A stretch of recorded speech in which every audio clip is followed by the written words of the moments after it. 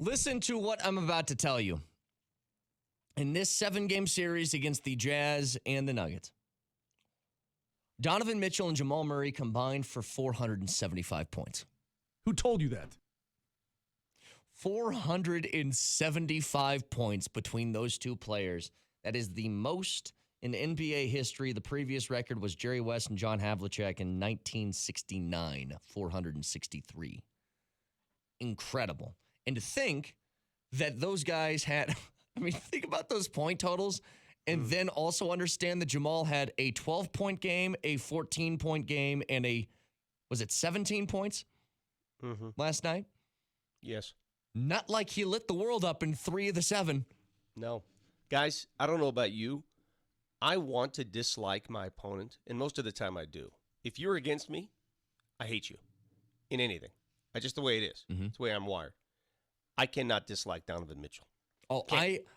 Can't do it. I tried. I hate the Jazz. I love Donovan Mitchell. Can't do it.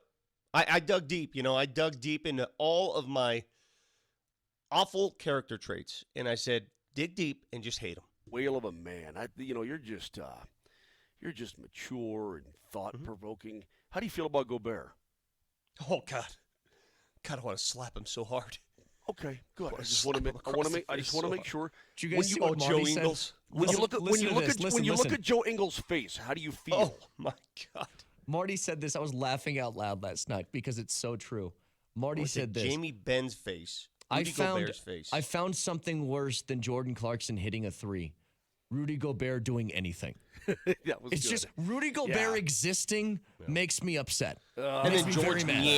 Ying. Just the name Ying. Dude, Ying. If anything, I was happy. What's your name? Ying. What the hell's that? Ying. I was happy when he got the ball because he's a chucker, man. That dude will shoot. Excuse me, sir. What's your name? It's Ying. Okay. He normally misses. So I'm like, dude, keep chucking it. That's fine with me, man. Just give him the ball. Let him. Plus, he's got a weird haircut. Just let him throw the ball up from anywhere. Totally fine with that. I tried, dude. I tried everything I could to dislike Donovan Mitchell, but seeing him on the floor when time expired, after he gave up his soul, essentially. He gave up his soul, his heart, everything. He also turned the ball over. He turned it over 9 times in that game. Yeah. So I think he was sitting on the hardwood going, I just got stripped in the clutchest of situations with a series on the line, and Gary Harris just stripped me of the ball. And that they was just the ninth missed turnover they just missed a layup. Yeah. And Conley had a good look for 3, and he missed it. He rimmed it out. Can you guys allow me to do something? I got to write this down. Hang on 1 second. Hold on. Dear Gary Harris, I'm sorry. I never took your defense as seriously as I should have. I know you're good at defense, but I did not recognize how necessary. Is there 2 S's in that? Yeah. Necessary it was to the success of this basketball team. No. Of our proud franchise. I'm sorry. Scratch that out. Proud franchise. Can I promise to never underestimate that ability again. Screw Jordan Clarkson. You're the best. One more Brett. line. Okay. Wait. One more line. Okay. P.S. Vic says, chill out on the heaves. You were 1 for 9. P.P.S. P.P.S. Yeah. I love you. Yeah, and then another P. But you don't need to attempt 9 shots. But maybe relax on the threes a bit. P.P.P.S. Just give up the rock. In fact, do not shoot the ball ever again. P.P.P.S. Don't shoot. True or false? True or false? Gary Harris, if he is not playing in these last 2 games, the Nuggets lose. True. That's And you know an what else is absolute true? fact. I told You know what else is dude. true? Vic, it's contagious. Here's what else is true. If Gary Harris is healthy from the get-go, if he walks into that bubble healthy, Nuggets win this series in 5 or 6. Yeah. I think you're right. I love your attitude. Oh, I know I'm love right. it. Yeah. There's no thinking here. I know I'm right. Changes the entire complexion of the team. Changes the way he just sets a tone. It's just He's a vice grip. No doubt about it.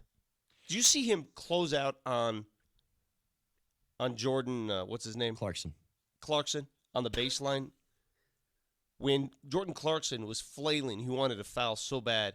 And Gary just said, dude, I'm right here. I'm not going anywhere. Mm-hmm. What do you need? I watched the Jazz move the ball around. And then what they tried to do early is they tried to get guys sucked out to the perimeter, then throw it into Gobert in the block, right? But the Nuggets started to pick up on that pretty quickly. And then you started to see guys, when they thought they were going to run into open space, they were running into bodies going, that guy wasn't there a couple days ago. It's like they saw a ghost. Right, that guy wasn't there. Then they passed on shots that they normally would take. Dude, that's the way you do it, man. You get them questioning themselves.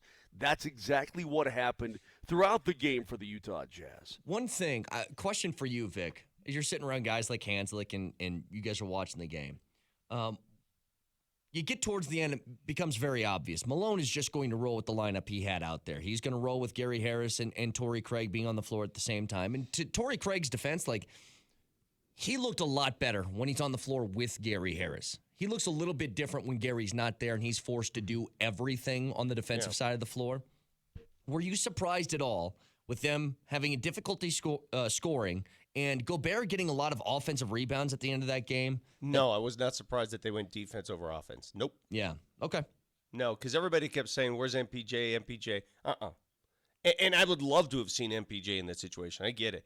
But a coach, his security blanket will always be a defensive lineup. I totally get it. I totally understand it. Now, especially for Malone. That's his most. That's Linus in his blanket, right? Yeah, is the defense. But sometimes you can't win that way. You got to outscore the guys. But Malone would prefer to go that route every time.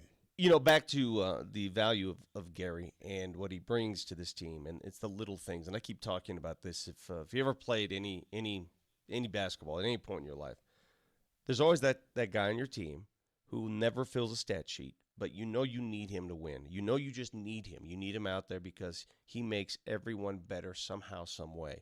And he sacrifices himself in so many different ways to win a game. And I'm thinking about this, Moj. The Avalanche equivalent to that is Matt Calvert. And not having a Matt Calvert for this series hurts more than we know. This is a great example. Yeah, you're 100% correct. It's tough because that guy just doesn't quit. He just doesn't ever give up. He doesn't ever stop. And again, and that kind of thing, guys, is infectious, right? It's infectious. It permeates through all the team.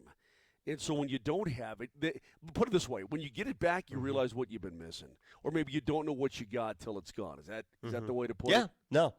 The only thing that would have capped off this series, because the Nuggets won in the most ridiculous of fashions, okay?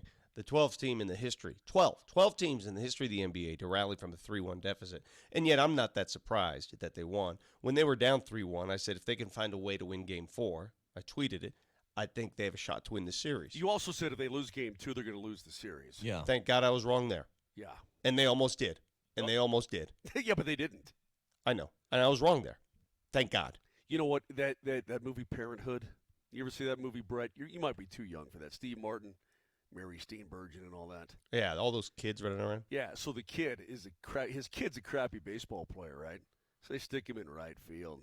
Pop-up comes out there to kind of win the game. And the kid's backing up, and kid catches the ball. But it's all about this anxiety that people feel. And the mom and dad are talking way later. He's like, but what if he dropped it? She said, but he didn't. Yeah, but what if he hadn't caught the ball? Mm-hmm. Yeah, but he caught it, Gil. He caught it, right? Dude, they won. Vic, they won. Don't give me this. Don't give me this. Well, they almost did it. They won the game. Exactly. They're right. advancing on. They're getting Kawhi and George and Doc Rivers. Here we go, baby. And do I look like a guy who's upset about that? It almost happened. Do I care how they won?